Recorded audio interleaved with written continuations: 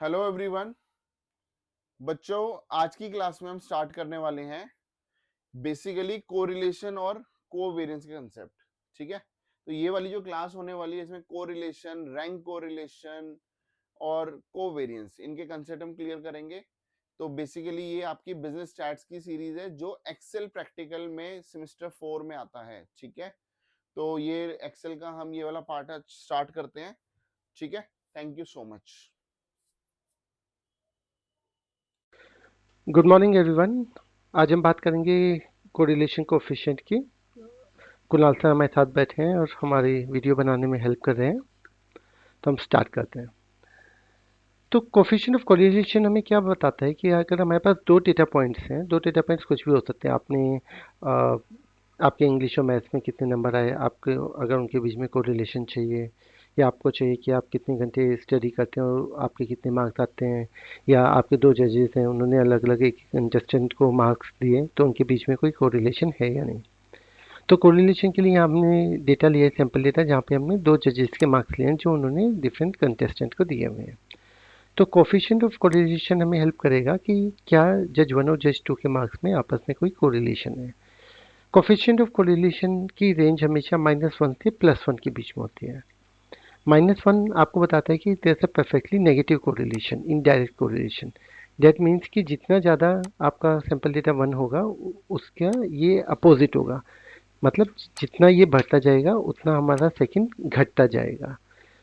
+1 आपको बताता है perfectly positive correlation. That means कि जितना हमारा सैंपल डेटा 1 जो हमारी रो है वो जितनी ज़्यादा होगी उसी प्रोपोर्शन में हमारी ये बढ़ती जाएगी। 0 means no correlation at all. दोनों डेटा पॉइंट्स के बीच में कोई भी कोरिलेशन नहीं है। जितना हम -1 या +1 के क्लोज होंगे उतना हमारा कोरिलेशन वैल्यू हाई होगा। जितना हम 0 के क्लोज आते जाएंगे हमारा कोरिलेशन वैल्यू उतना ही कम होता जाएगा। तो एक्सेल में कोरिलेशन निकालने के लिए बहुत ही सिंपल फार्मूला है कोरेल का, which is nothing but short form of correlation.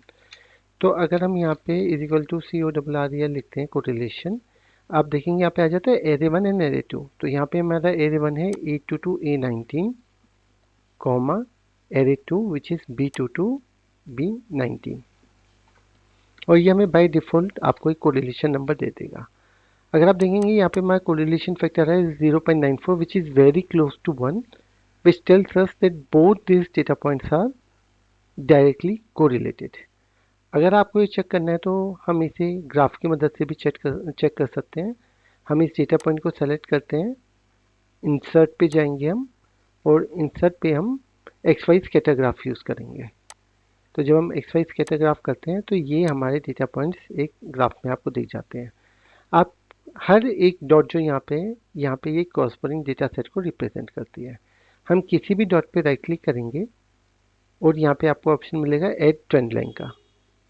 हमने यहाँ पे ऐड ट्रेंड लाइन कर दिया। अभी आप देखेंगे ये हमारी ट्रेंड लाइन डायरेक्टली ऊपर की ओर स्ट्रेट लाइन में जा रही है, which means it's a positive correlation. अगर ये 0 के करीब होता तो आपको एक स्ट्रेट लाइन दिखता। अगर ये नेगेटिव कोरिलेशन होता तो आपको ये एक लाइन डिक्रीजिंग ऑर्डर में दिखती। अगर आप राइट साइड में देखेंगे तो यहाँ पे फॉर्मेट ट्रेंड लाइन का ऑप्शन ओपन हो गया और यहाँ पे 3-4 हमारे पास ऑप्शन आ गए हैं। यहाँ पे आप लास्ट ऑप्शन देखेंगे तो आर स्क्वायर वैल्यू चार्ट का ऑप्शन है। तो अगर हम सीधे यहाँ पे डिस्प्ले आर स्क्वायर वैल्यू कर देते हैं तो आप देखेंगे चार्ट्स पे यहाँ पे आपकी एक आर स्क्वायर वैल्यू आ गई है 0.8806। नाउ जब हमने कोरेल निकाला था, this is R, coefficient of correlation का शॉर्ट फॉर्म में हम आर भी लिखते हैं। अभी हमारे पास आर स्क्वायर वैल्यू अगर आप चार्ट में देख रहे हैं तो आर स्क्वायर वैल्यू हमारे पास आई है 0.8806। अगर हम यहाँ से आर की वैल्यू निकालना चाहेंगे तो हम इसे स्क्वायर रूट का फंक्शन यूज़ करेंगे। अगर हम इसे स्क्वायर रूट ऑफ दिस करेंगे तो आप देखेंगे कि इसकी वैल्यू 0.9384। अगर हम इसे राउंड ऑफ कर देते हैं तो 0.94। अभी हमारी ये दोनों वैल्यू एकदम मैच कर रही हैं। ये हमें वैलिडेट कर रहा है कि सेम हमने जो कोरिल फंक्शन से निकाला था वो कोरिलेशन और जो हम चार्ट के थ्रू कोरिलेशन निकाल रहे हैं वो सेम है। तो आप इससे बहुत ईजिली वेरीफाई कर सकते हैं। I hope this is clear. Thank you so much. अब हम बात करेंगे रैंक कोरिलेशन की। आप याद करेंगे पहले हमने देखा था कोरिलेशन कोफिशिएंट जो था आर से हम डिनोट करते थे। अब हम बात करें रैंक कोरिलेशन की जिसे हम पी से डिनोट करते हैं।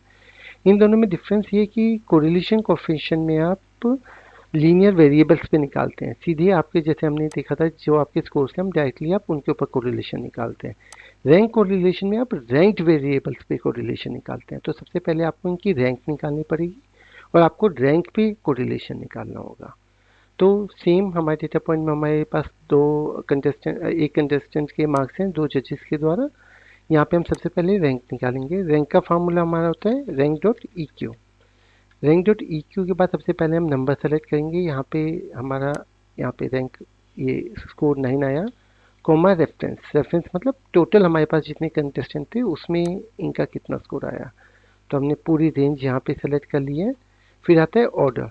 ऑर्डर में हम 0 या 1 कर सकते हैं, डिसेंडिंग या असेंडिंग। इनमें डिफरेंस ये है कि अगर हम डिसेंडिंग करते हैं दैट मीन्स कि जितने हाई में मार्क्स आए उतनी अच्छी मेरी रैंक होगी। तो हाईएस्ट मार्क्स वाली की रैंक 1 होगी और लोएस्ट मार्क्स वाली की रैंक ज़्यादा होगी।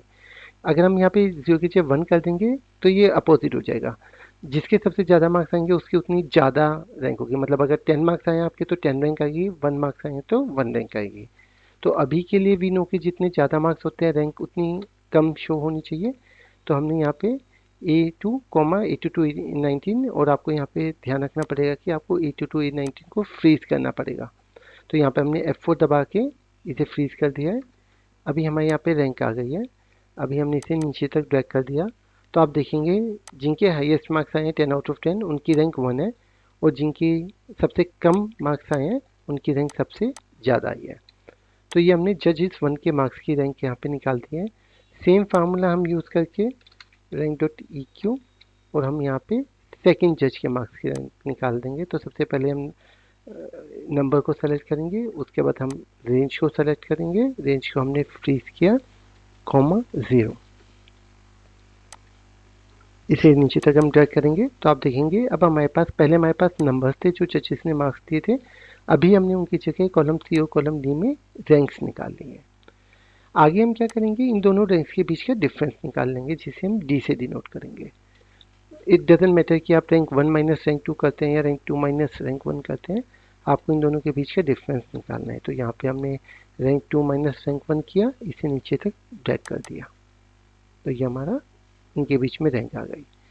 लास्ट कॉलम में हम इसका स्क्वायर निकालते हैं। स्क्वायर के लिए हम इज इक्वल टू 2, यहाँ पे हमारे पास दो तरीके हैं। यहाँ पे हम एक तो D2 इंटू D2 कर सकते हैं, वो स्क्वायर आ गया, या फिर हम D2 इंटू आपके पास कीबोर्ड में कैरेट का साइन होता है जो 6 के ऊपर होता है। आप शिफ्ट दबा के 6 दबाएंगे तो आपके पास एक कैरेट का साइन आ गया जो टोपी की तरह दिखते हैं आपको, और हम यहाँ पे पावर 2 कर देंगे। तो यहाँ पे 2 लिखा, दैट मीन्स कि इट्स D2 पावर 2। सिमिलरली अगर आप यहाँ 2 की बजाय 3, 4, 5 लिख देंगे तो ये उसकी पावर उतने ही शो कर देगा आपको। यहाँ पे हमें स्क्वायर चाहिए था तो हमने E2 पावर 2 किया और हमने इसे नीचे तक ड्रैग कर दिया। इसे आप देखेंगे हमारे पास इन सब का वैल्यू आ गई है। लास्ट में हम यहाँ पे एक सम का फार्मूला लगा देते हैं ताकि हमारे पास सम ऑफ स्क्वायर ऑफ डिफरेंस आ जाए। तो यहाँ पे हमारे पास ये क्या आ गया है, D sum of D square, ये हमारे पास निकल गया है। सेकेंड चीज़ जो हमें चाहिए वो है टोटल हमारे पास एंट्रीज कितनी, जिसे हम एन से डिनोट करेंगे, नंबर ऑफ एंट्रीज। इसके लिए हम काउंट करेंगे तो हम फार्मूला लगा देते हैं इज इक्वल टू काउंट, और आप टोटल एंट्रीज को काउंट कर लीजिए, ये आ गया।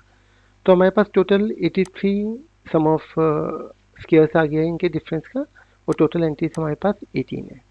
अभी रैंक कोरिलेशन कोफिशिएंट का फार्मूला ये होता है P is equal to 1 minus 6 sigma D square divided by N square minus 1।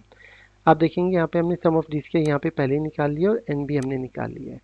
अभी आप इस फार्मूले को सीधा एक्सेल में भी निकाल सकते हैं, बट वहाँ पे एरर के चांसेस रहते हैं। तो हम सबसे पहले क्या करेंगे कि ये जो राइट में न्यूमरेटर और डिनोमिनेटर है हम इनकी वैल्यू निकाल लेते हैं। तो यहाँ पे हमारा न्यूमरेटर है 6 सिग्मा डी स्क्वायर, तो यहाँ पे हमने सिंपल 6 इंटू हमने आगा सम ऑफ डी स्क्वायर हमने यहाँ पे निकाला हुआ था 83, तो ये 498 आ गया। डिनोमिनेटर हमारा आ गया n into N square minus 1, तो यहाँ पे n है हमारा 18, तो हमने 18 को सेलेक्ट किया, इंटू हमने 18 स्क्वायर माइनस 1, तो हमने वापस 18 को किया, caret 2 which means 18 square minus 1। तो आप देखेंगे हमारा डिनोमिनेटर यहाँ पे आ गया है 5814। अब हम डायरेक्टली P निकाल सकते हैं यहाँ पे, तो P which is rank correlation coefficient, this is equal to 1 minus 498 divided by 5814। आप इसे करेंगे, यहाँ पे आपका coefficient of rank coefficient correlation आ जाएगा 0.91434। आप इसे राउंड ऑफ कर सकते हैं, तो ये आपका रैंक कोरिलेशन कोफिशिएंट आ गया। The only thing to take care of कि जब भी आपको डायरेक्टली नंबर्स पे, लीनियर वेरिएबल्स पे अगर आपको कोरिलेशन निकालना है तो आपको आर निकालना पड़ेगा, जो कि हमने पहले निकाला था is equal to correl function. पर अगर आपको रैंक पे कोरिलेशन निकालना है तो आपको रैंक कोरिलेशन कोफिशिएंट निकालना पड़ेगा, जिसके लिए पहले आपको एनओडी की वैल्यू निकालनी पड़ेगी। Thank you so much.